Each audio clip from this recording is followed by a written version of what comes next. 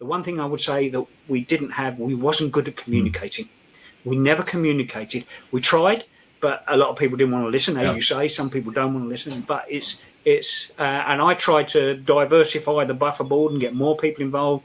I'd get people come to me and say, bang the table about, why isn't this happening? Say, please come along, come to the meeting, come and see what it is. And they'd turn up and they'd go, what? It's just you 6 guys that I know, that are 6 guys and women that are around the sport, and you're just doing this as volunteer. You've come on your Saturday off, and no, it's not a big organisation that has paid individuals. I think there's a real argument to say that the University of West of England team that won the college championship this year might arguably be the best performing football team in this country right now. Whoa! So that I think our national champions, Manchester Titans, that would be a hell of a game. Really? Because the college team can operate with 10 to 12 import players on that team. Wow! And that's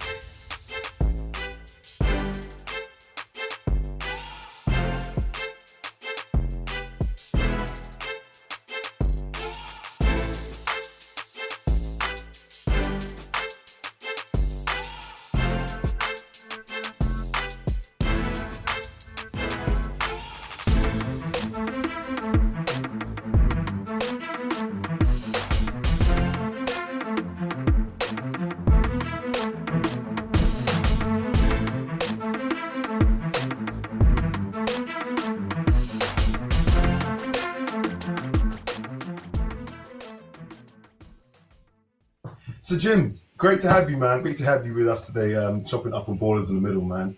Good to have you on here, man. Appreciate that. Yeah. So, yeah. Hi. How you doing? So, Raul, I'm doing very well, Jim, thank you. Jim, Raul. I'm sure you've crossed paths in our careers somewhere. Yeah, we have, but I think for Raul and I, perhaps we were never on the same team at the same time. So when I got to being part of the London O's, probably Raul, you'd moved on, you were with World League, etc. Then, But we were just talking about that, and I said to myself, Raul, you definitely crossed paths with Jim, because he was in the GB team from 1998 to 2005, and that you was on that team where we gave a spanking to France, like 42-6. Oh, that game on the Kings. Do you remember that team? Oh yeah. That was. I got to think that I wasn't involved with GB before that, with the GB adult men's team, but I got to think that was the best team, because that was the year we got all the NFLE players released to the team to take part. We had Tovo, we had Tom Tovo, Caves, McKenzie, all the famous man. Flick, we had Flick there, Scott Cooper. Cooper was there too. I remember I was pissed in that game, man. There was so many ballers. There was like 6 or 7 running backs, man. We got about like 10% of the game with that. Yeah. Those are good times, man. Really great times. Well, roll, man. Let's pay the bills, man. Let's switch lanes. All right, I'll start off with that if you don't mind. All right, Jim. I got one here for you. So, as a former player and long-time coach, how has the landscape of the sport evolved since the 80s to present day? Woo.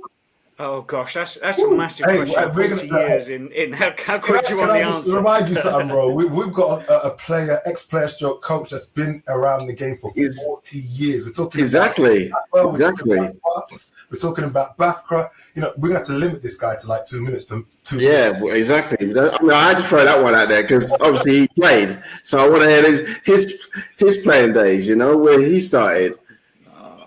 Wow. Well, the quick summary, I'll do that, and then you can cut me off if you want. But the quick summary, the 80s was that massive boom time. If you remember that massive boom time, we had the fall off in the early 90s, and then I think we went on a long, slow rebuild over the the noughties and up to the present day. And I think we're in a good shape, and the way the sport is going forward now. But it's been up and down. It has been up and down for us in British football. But I started my first experience of football I started playing a local team here in Essex, the Southend Sabres. Just the early 90s, 1980s, as you'll probably remember, old, football absolutely boomed here. Following the Channel 4 programs on TV. You go back that far when you used to have that Sunday evening magazine of highlights of last week's games, and it was like, wow, what the hell is this? This amazing sport that was all new to us, and it really, really took off here. And lots of people were just like, how can I be involved in this? And there were over 200 community teams started up in the 80s. Yeah, it was exactly. Amazing. It was a really good time to be involved in sport. And I just went along and had a look at the team that was nearest to me and fell in love with it. I was a soccer player before then. Up until my mid-20s, I was a soccer player. And I found this, and that was it.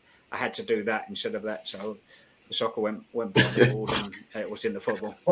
And now I've got that football soccer thing where I, talk to everybody else and I have to say, I'm sorry, I mean football. Round ball football or soccer, and depends who I'm talking to, it changes. You played for 5 years, man. You played for 5 years as wide receiver at Southend Sabres. 4, although I missed a year in between. Okay. Southend Sabres and Essex Buccaneers. Now, what was you? Was you an X? Was you a Z? Was you a slut? I was more a Z. Yeah, I got to say, honestly, in my first year, I played. You wouldn't believe it because I'm 5'8". I played a lot of time. Yeah, I did. I played a lot of time, and I absolutely loved it. And when they said, when the team the following year said, "Hey, we've got somebody bigger who can also catch the ball. We're gonna, put you a little bit wide." And yeah, I did go out and play the flank sort of. Then. But hey, I loved it being in there with the big guys and doing all the blocking, because back in those days you did a lot of running around when nobody threw the ball to you. It's true. So, and you want to play, don't you? You want to be involved. So I mean, love those days. Back in those days, to me, the game, through my opinion, wasn't as developed as it is today. From an offensive half-stroke run balance. Back those days, it just seemed like it was sweep left, sweep right. Yeah, it was more run. Right. Do you know what I mean? Absolutely. So as a receiver though, what was your best skill, man? Was you a good stalk blocker? Was you a cut receiver? Did you prefer, was you short routes, deep guy? What type of short routes, because I was never. I was just about to say, short routes, definitely. No, I gotta say, I mean, for me, it's great to talk to you guys who've reached the pinnacle of British athletes. I was never an outstanding player in that sense. I was just a guy who was always there. I think what you would say is I was reliable. I knew the plays. I never forgot the plays. I always knew where I should be at the time I should try to get there. And it was just about being reliable. And I think it was, it came a time 3 or 4 years into playing football after I'd been through an injury and I was trying to get back into that. I got opportunity to get in coaching, and I did that. And then I realized I had more impact on the game as a coach than I did as a player. The game was growing still. The guys that were coming into the sport, more and more guys that were coming into the sport were bigger, faster, much more athletic than me. And I thought, wow, I'm going backwards here. Where can I still be involved in this sport? That takes guts to admit that, man. Yeah, true. That's real. To me, I look at you, man. I think to myself, Steve Largent comes to my mind, man. But you know what? You must be Largent, man. That's what I'm thinking. Largent. Yeah, I remember the Seahawks. Steve Largent. Yeah, I remember. He wasn't fast, but like you said, he was always there at the right time. That's great to have. It's great to have people like him for us lesser athletes as role models too. We can play too. Us guys. So that would be a dream to have been like Steve Largent. So you then mentioned about you transitioning from player to coach, and that seemed like that happened in 1997 with regards to you being an assistant coach. So you must have been a player coach then, roughly at the same time before you transitioned to coach full time. Yeah, I sort of crossed over because I got injured and I couldn't play in one season. And it wasn't even a football injury, it was a skiing injury, would you believe? Took me out of the whole season. And I started being an assistant coach during that season, still being around the Southend Sabres I was with. And then as that season came to an end, I don't know if you guys remember this, but in the 80s there was this little offshoot game called Passport. What? Come on now. What? Do we remember Passport? What? Yeah, was you in I it? in it? Did you I play? didn't. Yeah. I remember it, but I don't think I was in. I was in it. I was on the team that won that back-to-back in '92 and '93. Yeah. Okay. Yeah, that Passport was what was so exciting because it was 7 against 7 in a short. It was like arena ball outside before you had arena ball. Yeah, like arena ball, exactly. Yeah. And the first year that started was '88, and they played it after the summer season finished. They started up. I'd been coaching with the Chelmsford Cherokee that year. If you guys, Chelmsford Cherokees. I do. I got a question for you. Was you with them in 1998 when the junior team won the BAFA Championship? I was there 1 year, '88.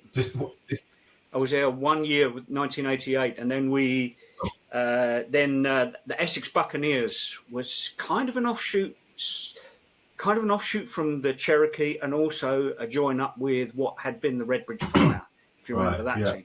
So that team came together, and Essex Buccaneers started.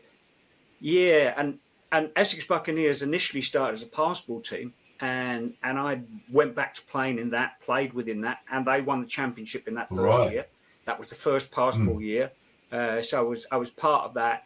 But then Essex Buccaneers moved on to being a full team for the following year, applied to join the league. I was about to be a player on that team, and the coach came in and said, "Hey, really like to have you on the sideline." So I thought, you're cutting me as a player. I thought, okay, let's give this a go. Let's see how this goes, because I'd had the year before coaching anyway. So I'd already, sort of cut my teeth a little bit with coaching and got that. And I'm looking around at the other guys coming and thinking, I'm going to be sitting on the bench if I put the pads on this year. So perhaps I'll take a year out and coach. Right. And then that's what happened. And you pretty much never look back.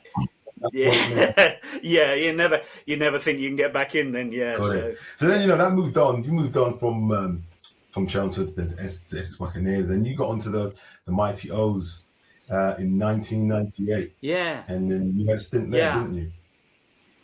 Yeah, Rick Ayub, who been a long time head coach of the O's, really, really successful there. Took over after Tony Allen, and I came to the O's the same year that Tony Allen went to NFLE as the national team coach to the London Monarchs, and the same year that Lee Rowland moved on and went to Germany to coach in Germany. So I knew Rick Ayub, and he invited me to come down, and I came down and joined the team as the offensive coordinator. So I came in 1998. It was the first year I was with the London O's. How did that feel? Let me just break this down. I want to unpack that a bit because you're talking about going from like D3 to D1, like championship team, getting the OC role. I mean, that's a bit more weight on your shoulders. I mean, you walking into that, how did you feel? Obviously coaching a different level of athletes. It's what you were before. What did that feel like? Okay, be truthful, intimidating in some ways, and I know you probably guys can relate to that to a little bit. Having played in the professionals, the first time you step into the professional team, you think, "Good God, what am I handling here? Who am I up against?" It can be, But I'd always wanted to stretch myself. Once I'd got into coaching and that, decided that was going to be my pathway. I'm not really going to get back to playing at the level that I'd want to be, but I want to be involved in football at a higher level. So it was the move for me to move on from, as you said, Div 3 team, regional team, go up to the big city and, see what we can do there. And it was amazing to do that and meeting so many great players, fantastic players that the O's had at that time. And I think it was a bit of a transition for them, but there was still that culture around the team that had been winning. The guys had been around the European Championships, etc.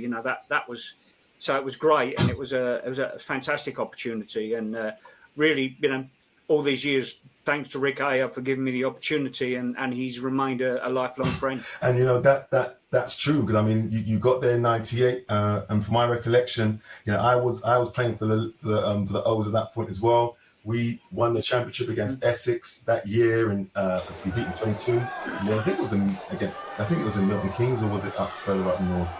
So you obviously must have been OC at that point there as well. You know, the following year, you know, you're the OC. We go into Europe. We go to Brussels against Oslo Vikings as well. I think that must have been your first European final. And you know, again, you worked the offense to winning that game as well. I mean, I remember that game like it was yesterday. It does help having the game tape as well, but I remember that game like yesterday. And what stands out for me in that game, I'll never forget. I always tell people about this, right? Rose probably heard this story about 100 times. But as a running back, I mean, that was my first game in 1999. We're in Brussels in this final. I was asked if I could come out and help the team, you know, win the championship. I wasn't the starting running back. Justin Oakey was the starting running back Justin Oakey, yeah, remember? Yeah. And it seemed he was the guy with the dreads, right? Yeah. It just seemed like the running game was based around Justin. Yeah, Justin was a promising, great back, very quick guy, and so I came on to back him up. That's what my role was, and I never forget, he got knocked out of the game. I don't know if you remember. He got knocked out of the game like near the ending of the first quarter. I think he got his ankle rolled or his knee rolled or something, and or the beginning of the second quarter.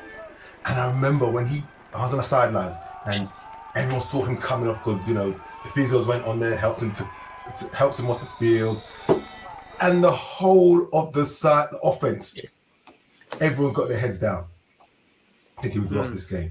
Thinking we've lost this game. And I'm looking around. They scored first, right? I seem to remember they scored first as well. Yeah, they scored first as well. Yeah. From what I remember, yeah. And I'm looking around thinking, well, hold on a minute. What's going on? You got Hutch? What are we talking about here? And you know, we I stepped in and I never came back off the field after that point. And we managed the clock. I mean, you threw in the plays. We kept the chains going. You know, we kept their offense off the field. We scored 2 like long bomb plays to Clive Columba. I'll never forget it. And we turned it around and we won it. And it was, to me, that was one of the most satisfying wins for me personally. But I don't know, what was your take? What was your take on it? I agree with you. You know, that was for me. It was you know, I hadn't been in a European club competition before that. I'd been in GB international activity, but I'd not been in club activity. So it was biggest game in that sense that I'd been involved in up to that time. And I thought that the way we started the game, we didn't start very well. We were slow getting into the game, and with offense, it's always that. You know, offense, you've got to have consistency. You've got to be able to execute. You've got to gain momentum, and it builds the confidence around the team, because you've got all the technical sides of the sport within the offense. Excuse me, Raul. You know, I know you play both offense and defense, but you know, I'm defense. I'm defense at heart.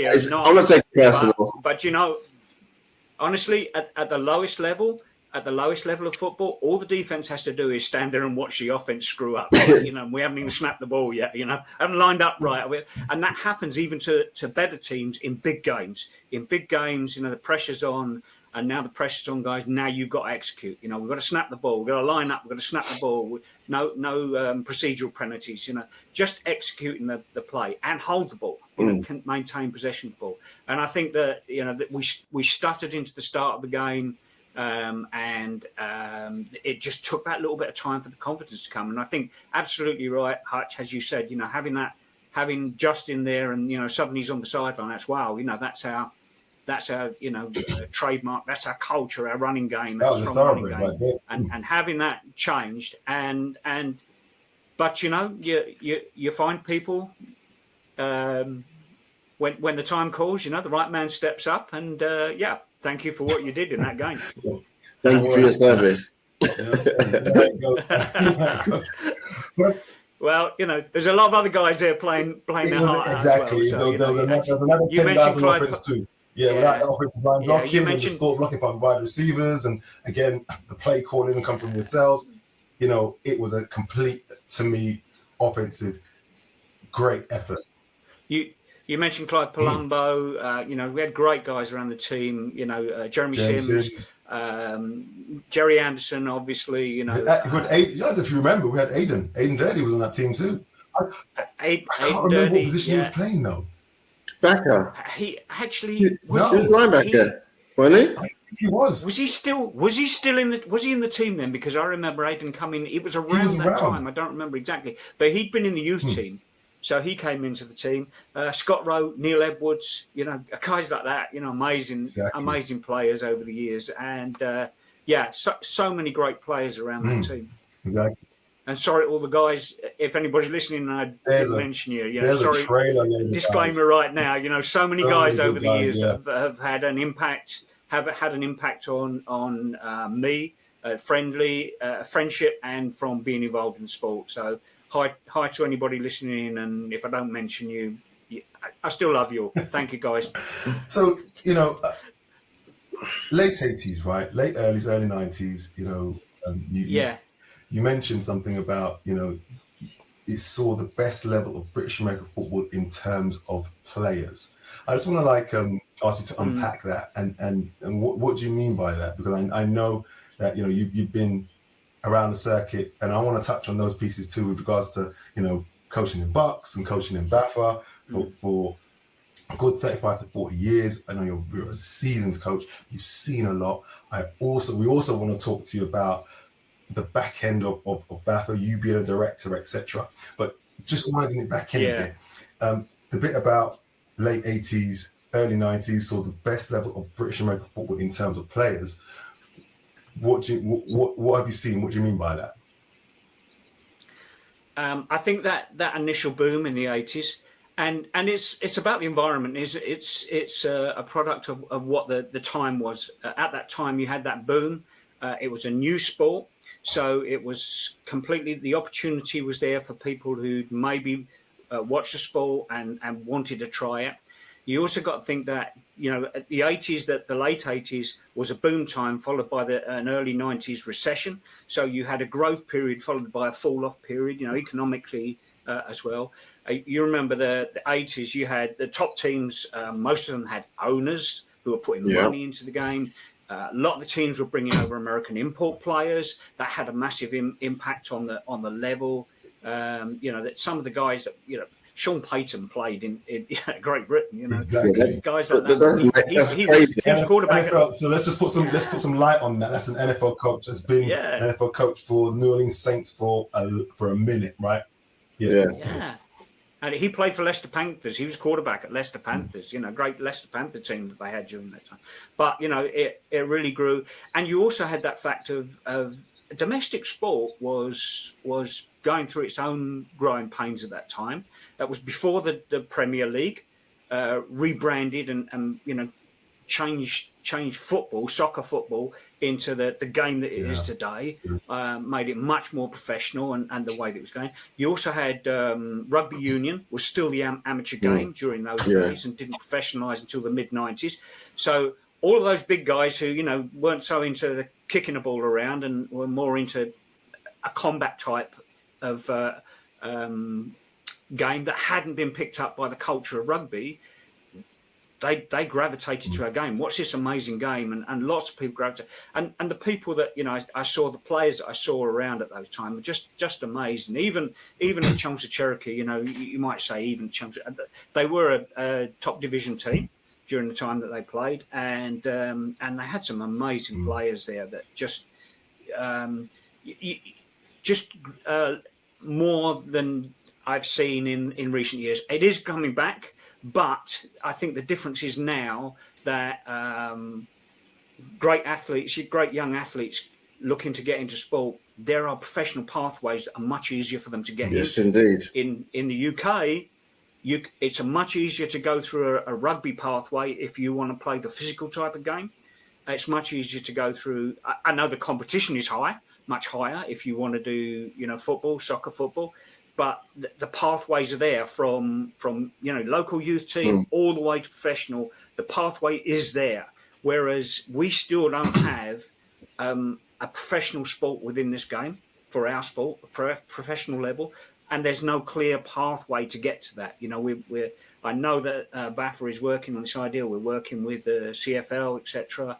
So you've got this opportunity. There is a promotional, there is a pathway to professional, but it's not. It's a little more disjointed than it is if it's just our home domestic sport. So I think it was a product of the time, and we went through a big drop off in the 90s. That did change massively. So yeah, but I did see some amazing guys were in the sport at that time, because we just hoovered up everybody who wanted to play this physical game. So Jim, do you think?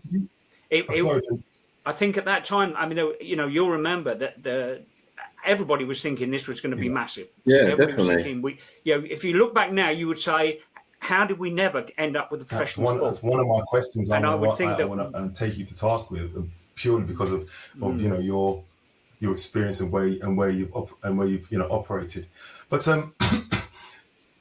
do you think that the resurgence of the World League, let's call it NFL Europe, when it came back in '95, did you think that was going to help raise the awareness of the British game as well when that came back? Because I personally thought it would have. But what's your take on that? Yeah, I did, but I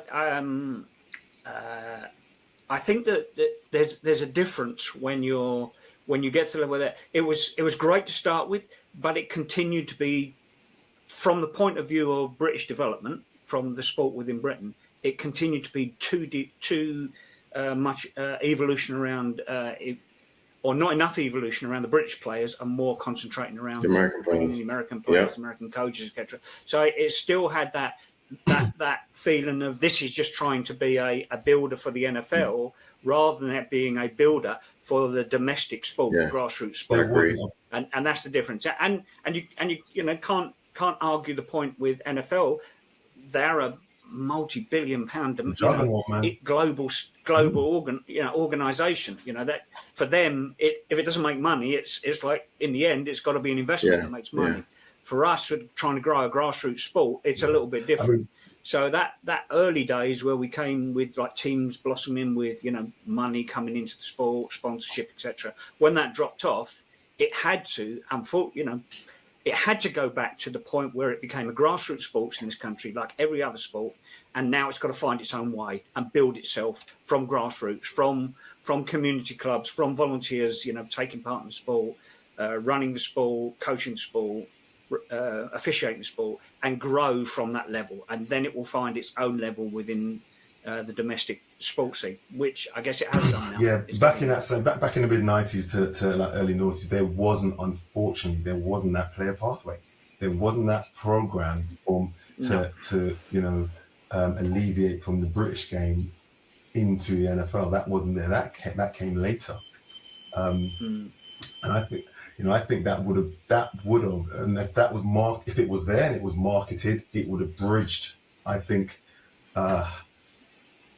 BAFA, definitely BAFA and the NFL, and it would have raised the awareness far earlier. But that's another point that I wanna discuss with you a little bit later. But so you mentioned, I mentioned before about BAFCA, as in British American Football Coaching Association.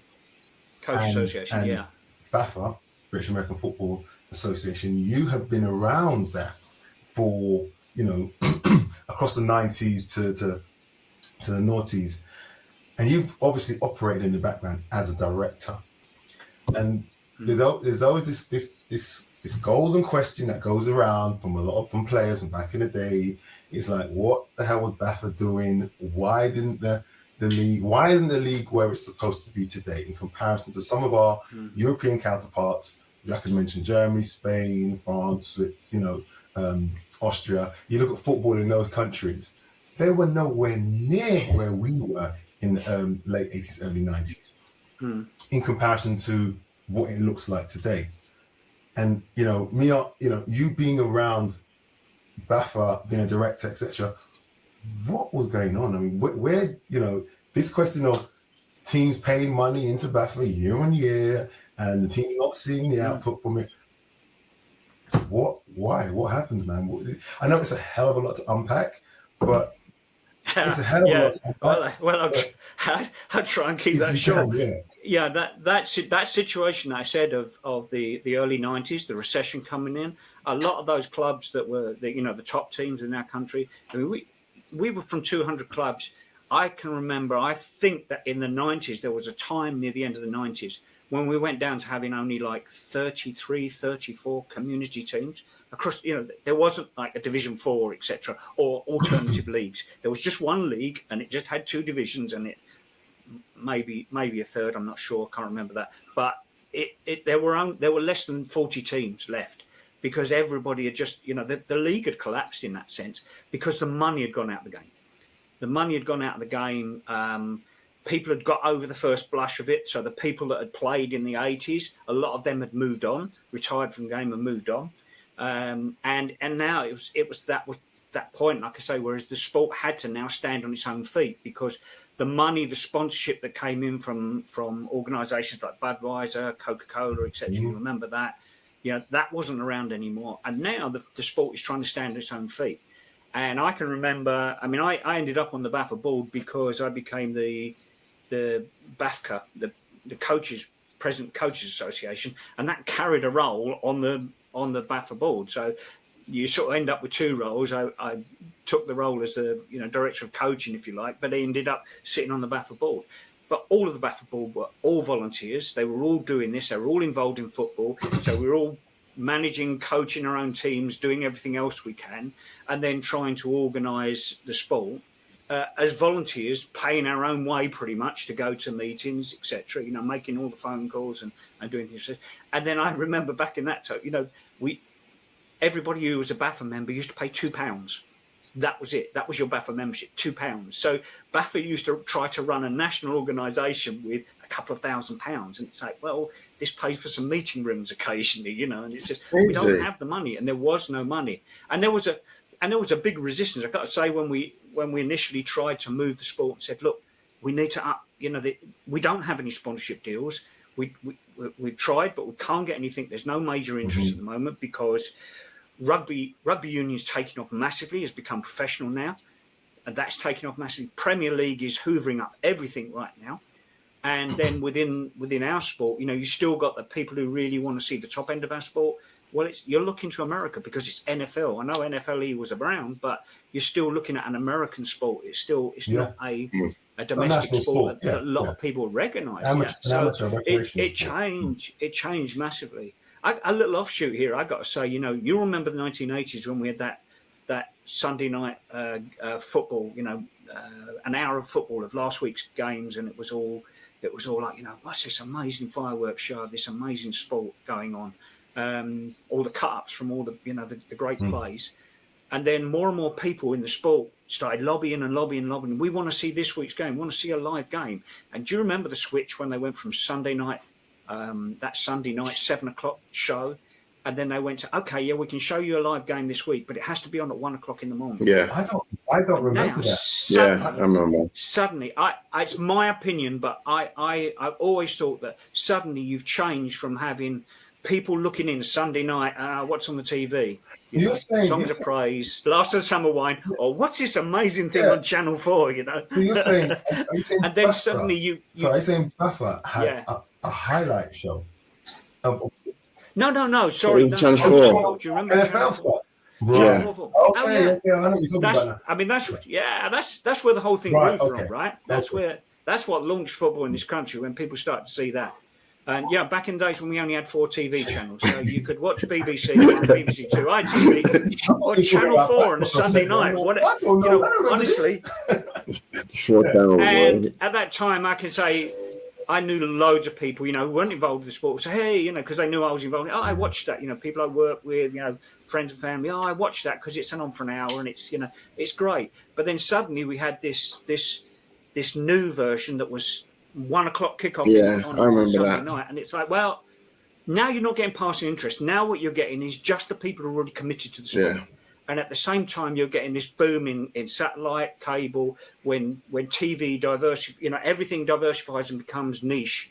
So now, it's not a case of like, oh, well, I'm going to watch the soccer on Match of the Day Saturday evening. Well, I've got Manchester United football shows all the time. I can just watch what I want to watch now. I don't even have to watch all the football. I can just watch what I want to watch.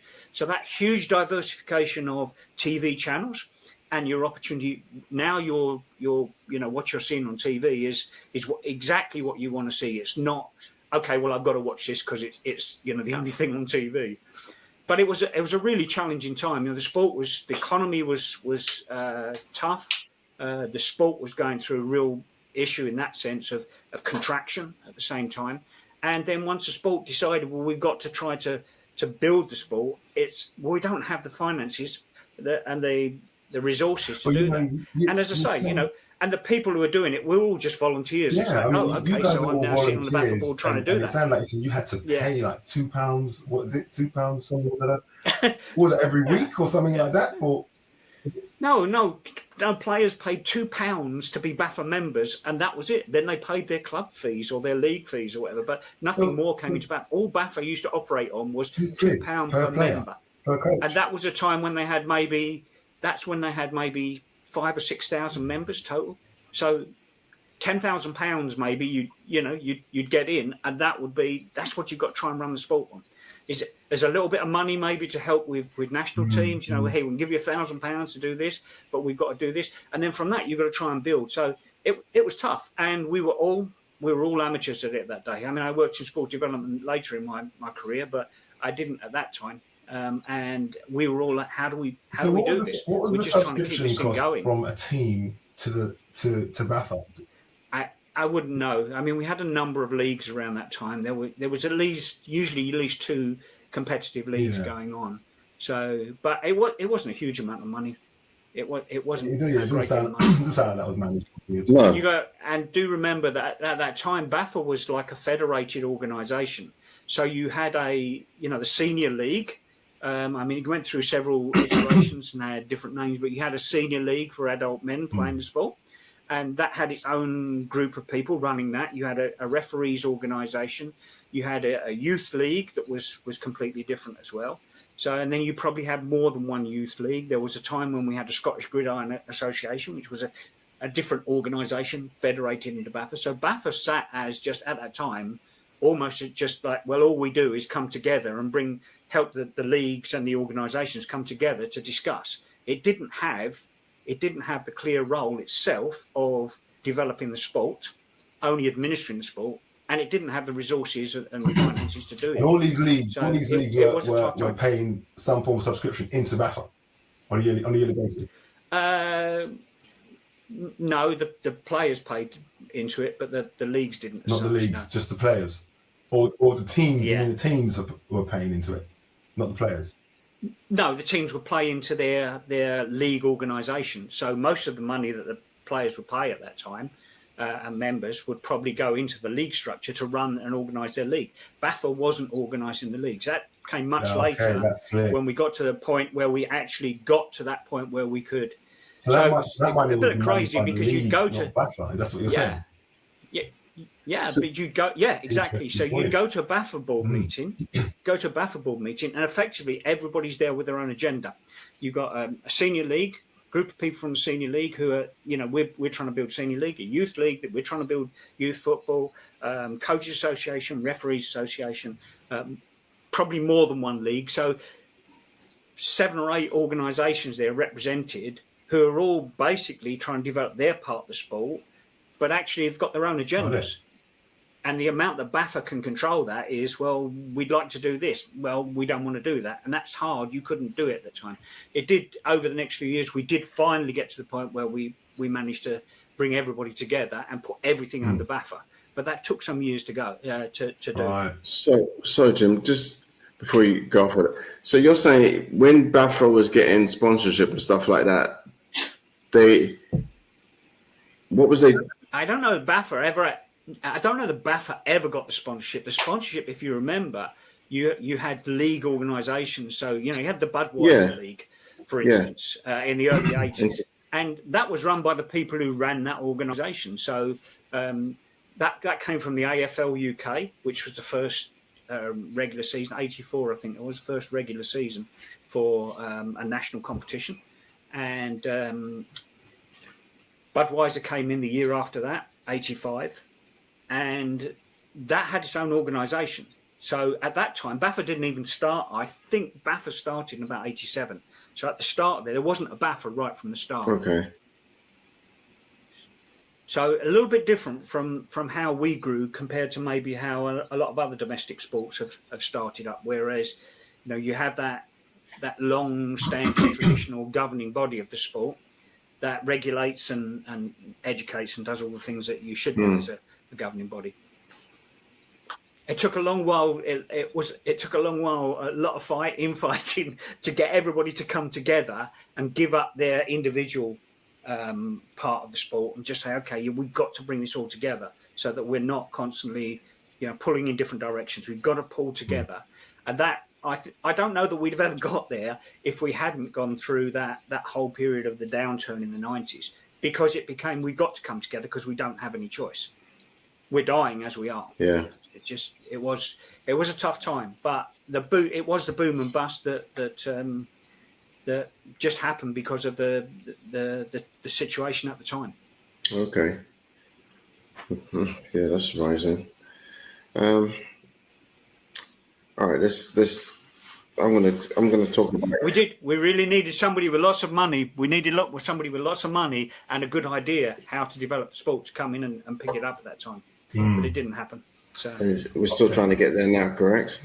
You say?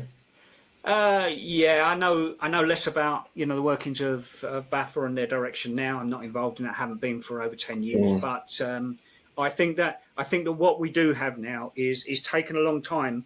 But I worked in sports development for the last 15 years, so I understand the structure of national governing bodies, their development programs, and everything that's gone on around that.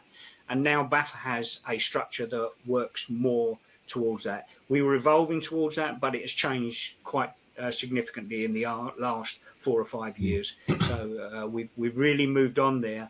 And I think that what we do now have is we have a sports organisation and a sport that is much more recognised nationally by the organisations in sport, the sports councils, Sport England, etc. And so we have a much better vehicle for working with domestic sports development, cross-sport development, and working in the same ways as other sports. So it's easier to recognise for those national organisations to recognise BAFA is working in the way that they expect other sports to do, and therefore that they can fund them easier. Okay. That's a whole new subject. Funding with a whole different ball game completely. Yeah. Okay, so Jim. Oh. Yeah, I got one. Go. So Jim, you're a little. Went through your profile yesterday, what you sent over, and you had a good career at the Hurricanes, Hertfordshire Hurricanes. Give us your little rundown on that. Got a couple of titles there. Yeah, that's what I wanted to mention. Yeah, that, exactly. Yeah, you transitioned from BAFA to BUCS. So, yeah, I mean, going back when I first joined, and I went to University of Hertfordshire at the end of 1997, and I'd been there for that first year, and coming off the back, and we won the national championship in that year. Came off the back of that and came straight to the O's. So I was actually at that first couple of years I was coaching the Hurricanes and then coming to the O's and coaching. So I was coaching through the winter with the college league and then through the summer with the O's. Okay. Did you have a 9 to 5, by the way? That was breaking me. Yeah, that was breaking me at the time. So so I ended up not carrying on with that after a while. So that's why in the end I left the O's after 4 years. I couldn't keep up doing the two seasons a year structure. So it was just too much to handle. So yeah, what so about the impact on your I started family as there. well, Well, you work around it, don't you? It hasn't. I tell you what. You go where you want. For me personally, it did have an impact because we all know American football, regardless if you're a player or if you're coaching, it takes up a lot of time. It takes up a lot of time, and you need to. It definitely you need to have an understanding family, an understanding wife, partner, etc. to understand that. Yeah. It's definitely an impact, and something that I'm very, conscious of now as a coach, head coach of a program, taking that forward when I have assistant coaches, making sure that they are taking care of that, and it's not just they're too focused around football, because football isn't their main income. And so first and foremost, my approach to coaching with the coaches and players that are around my programs is family comes first. Family always comes before everything else, and then your income. And if it's not football, then it's got to be that. Yeah. If you're a student, it's your studies that comes before. And then once those things, once you've got those in place, then you can think about football. But take care of those first. Family, income, your studies, and then football. And I would think as a coach, you seem to you spend more time away from your family than a player. At least the players, they go gym, do their practice, and they're back at home. But coach seems like they're constantly, away from. Well, you spend a lot of time at home. There's a lot of time at home, but you're actually doing football work. Yeah, but you're not there. You're mentally, you're trying to figure out. Well, yeah, it's tough. It's tough. I know it's been a difficult road for a lot of coaches in that, and it's you've got to get the balances right. Yeah, trying to find that balance. Yeah, and it's I think it should be a conversation. It should be a conversation with your family with regards to trying to strike that balance and to give them full visibility of what's involved here. Do you know what I mean? But that's the same across. It's the same across all sports, right? And definitely the same in the States. You listen to the careers of coaches who got to the top, and it's especially in the States, and it's like 1 year to the next, they're having to pack their family up and just move to where the next job is, or go there speculating that they're going to get a job. So it's tough. Unfortunately, it's never been my main income, so it's not been it's not not an issue where you're chasing just being able to pay the bills. So it's different in that sense. So, but it's hard, and I think that's why it's very, very hard for us to have coaches moving on to the top level, because the level of commitment that it takes to do that. So just going back to the coaching bit, though, at uni, though, what was that? Sure. What was that transition like from starting to coach in that environment to coaching in BAFA? Because the first thing that comes into my mind is like retention, right? You got a high turnover of college players coming in, because you've got first year players, you've got seniors which are going to go and graduate. I mean, it's a short, from my understanding, it's a slightly shorter season. It's played in the winter. I mean, all of those pieces. What was the difference? What is the main difference like? College football has it in some ways it's like youth football. You've got those guys for a set period of time. Youth football, you've got those guys for three years if you're lucky, and that's it. They're gone. They're no longer eligible. Same thing with college football. You've got those guys for a short number of years, and then they're no longer eligible to play for you. So you've got this massive constant turnover. But you've also got within the college system this fact that every year you're going to get a whole bunch of fresher students come in, first year students that you've got the opportunity to recruit from. So it's a different environment in that sense. You've got greater opportunities there to recruit. And for a lot of teams, they've got much better support in terms of facilities and resources than you would have just as a community team that's still working on that operation of on that basis of I need a couple of pounds out of you every practice session or whatever, and try to find some wherever we can get some money. Different at university. Now there's some teams, university is different.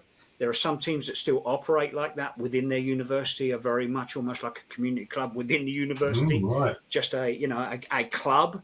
And then there are teams at the top end of university sports who get tremendous support from their universities got great facilities, perhaps some of the best facilities that we've got within football within the UK, and you're part of an organisation. You know, if you're part of a university organisation, now you're part of a multi-million-dollar business, if you like, Right. educational business that has facilities, has staff, has resources, and a massive presence within their local community. So it's a completely different setup. It's not like having somebody coming in and paying money for the football, but you're supported by a large organisation that isn't going broke tomorrow, that isn't necessarily going to go out of business tomorrow. You know, so the stability there. So that freshness of having lots of new recruits coming all the time, and that turnover, and then having that support. I'm very fortunate at University of Hertfordshire.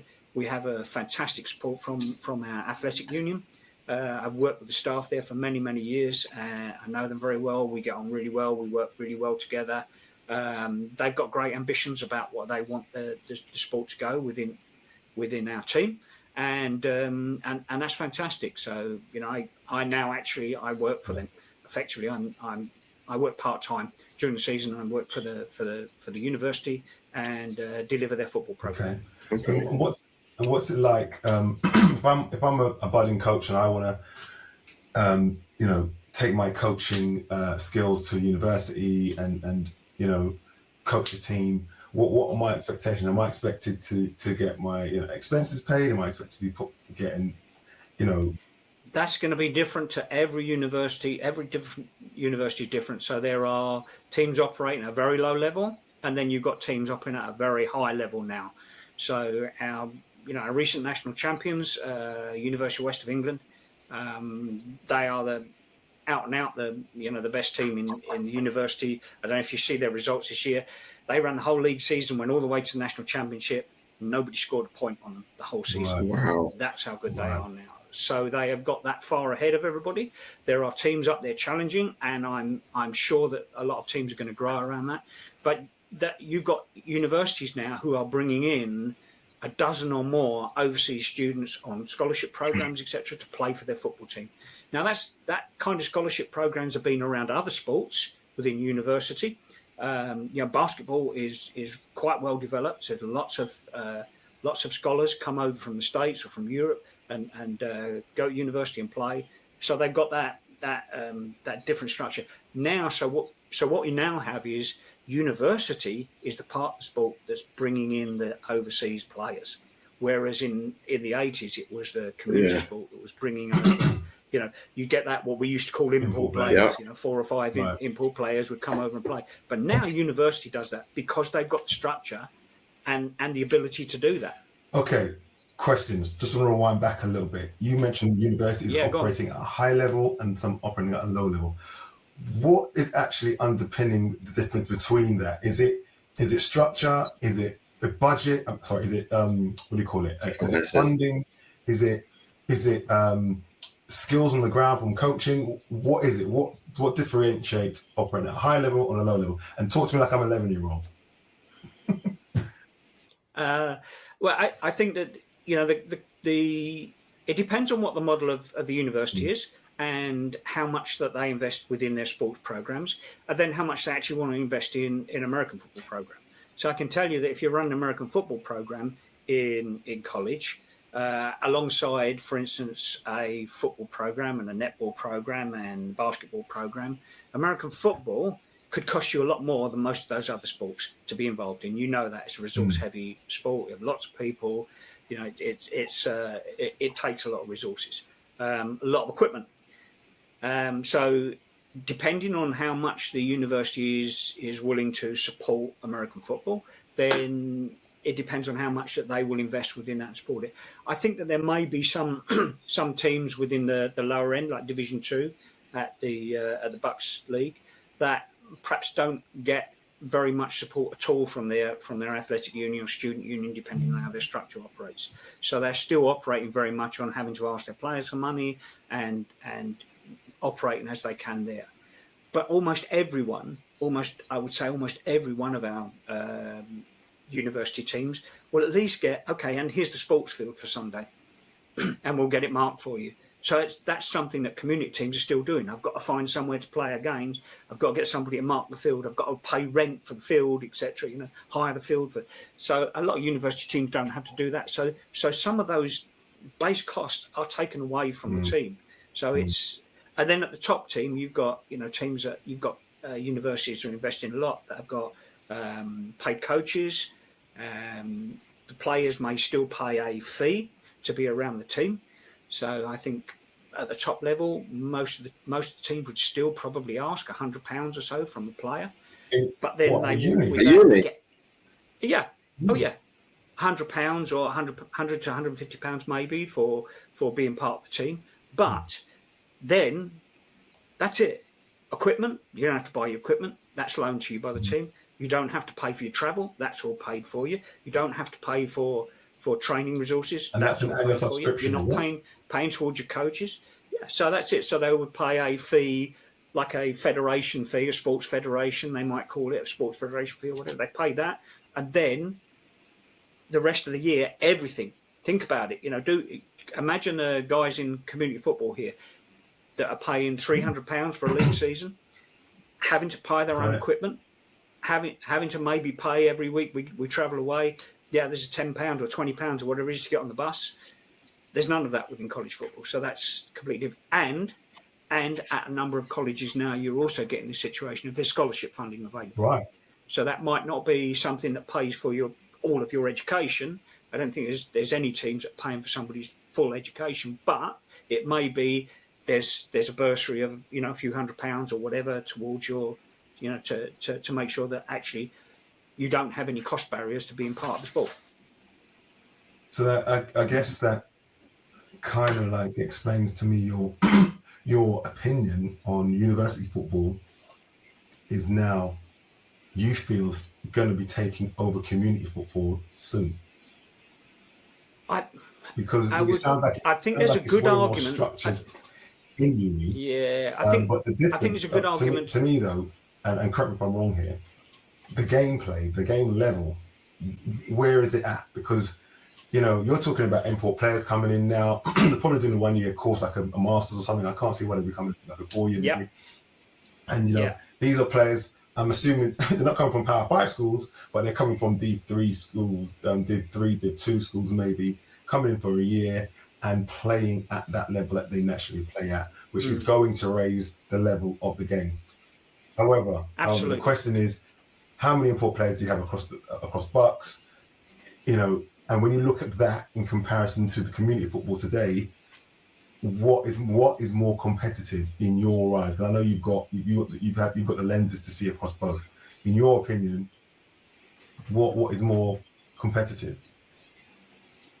I think there's a real argument to say that the University of West of England team that won the college championship this year might arguably be the best performing football team in this country right now. Whoa! So that I think our national champions, Manchester Titans, that would be a hell of a game. Really? Because the college team can operate. Yeah, but the college team can operate. A college team can now operate with 10 to 12 import players on that team.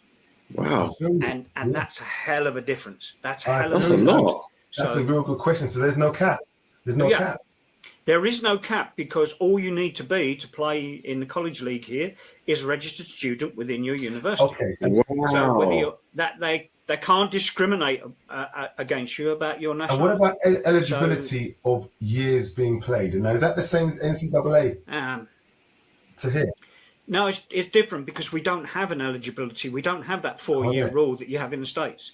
And that's where the postgraduate system works well in recruiting postgraduates. Because if you've got guys who played in the States, done their 4 years, done their undergraduate, graduated, and then perhaps want to do postgrad, but then they might not have any eligibility to continue to play with the team. So if they don't pick up with the pros, they're probably going out of football. But the great thing here is come here, do your postgrad here, study here, come have a great time in England, and you can play football. And actually, I don't know that anybody's done it yet, but if you come and do a PhD over here, you can play for the rest of your life. You can be here forever. So there's no regulation on it in the same way. So it's a very attractive offer right now I think for students in the States who are thinking of postgrad, because a postgrad course in the States could cost you more than it actually costs you to pay here in England. And actually, I can come here and I can study, which looks great because I've studied in a foreign country, so it looks great on your CV. Yeah, I went to England and I studied my masters there, and I got to play football as well. And so it's a great experience and offer, and it might actually be cheaper for you to do that. And now we have universities as well that are getting to that point of scholarships where they're starting to assist. As I said, I don't think there's anybody yet giving anybody a full ride in terms of that, but actually it's, you can make it a very attractive offer just by saying, maybe we've got accommodation for you, or maybe we've got something to contribute towards your studies, etc. Sorry, Jim, you're saying that there. So they could come over here, go to school. Can they get like a part-time job as well, or that's out of the question? Yeah, absolutely, right, okay. Absolutely. If they want to do that, yeah, absolutely. Right. Okay. Yeah. So there's no issues with that in that sense. Interesting. It is, like I say, it's a very attractive offer. There are some guys who've come over this year from playing in the European Football League, and they've been playing here because, again, the college season is out of season for them. It doesn't run through the summer, so it's October to March, and you're done. Yeah. So there's been some guys who've come over from Europe, played this year in the college league, taken the opportunity to study and get their master's degree, postgrad studies, do that, actually have fun, play a bit of football, get my studies. So these are European players, go back to Europe. We're not talking about Yeah. Well, Americans either in Europe or some European players. Got it. Yeah. Interesting. So just can you put some metrics around that? I mean, very high level metrics around that. I mean, what's right. Like how many teams are we talking about that have? I'm not going to hold you to this, but just to give us a rough idea, how many imports do you reckon there are, like on an average per team in Division 1 in BUCS? I know that's a really wide, deep question. Yeah, but just to give us an idea. I'm not going to, but I could probably name 6 teams that I would think have import players, that they are on the process of importing players. And then there will be probably at least another 10 or 20 that may have individuals. Got it. They're not got a whole program where they're recruiting 4 or 5 or more, but there are some teams that have recruited more than that. So there's 6 teams out of how many teams in Div 1? Oh, so right. So the structure's changing for them this year potentially, but at the top level up to now, you've had 10 teams at the Premier level, and then there's 30 at the Tier 1, and then all the rest exist at the Tier 2. And there's, I guess, 78 teams, colleges that play here. So it's a big league. I mean, for many years there were more university teams than there were community teams. It grew and it overtook community sport when community sport started to struggle through the 90s and the early 2000s. College sport kept community sport going because I know I was involved with it both ways, both sides. See that the number of recruits that were coming into sport, there were more recruits coming in through college football than there were clubs being able to recruit, from their communities. So it was a really, really good source of keeping their teams going by being able to recruit guys who'd come back from university and wanted to play during the summer. Right. Okay. And those the talents that they're recruiting, is it mainly quarterbacks? Because that's what it was back in the day. When I first started, or was it all positions? All positions, because I think you might try to recruit a quarterback, but then you might end up taking the people that you can get. It's because it's not everybody. If you're, first of all, you've always got that issue with colleges, like, we can't just recruit who we want. You've got to be a student. You've got to be coming here to study. If you're not coming here to study, then you're not going to be eligible anyway. So you've got to be able to gain entry to your university. So there's an academic process of gaining entry to the university. So there's those barriers as well. But past those, you can recruit it. But you can say, I mean, that if if you looked at UWE for this last year, their quarterback has been Jadrian Clark, who played for Weber State in the States. He's been playing the EFL, so he's a top level guy outside of just outside of the NFL level. He's a top level guy, So you've got people like that. I know that the other team in the final, Durham, had a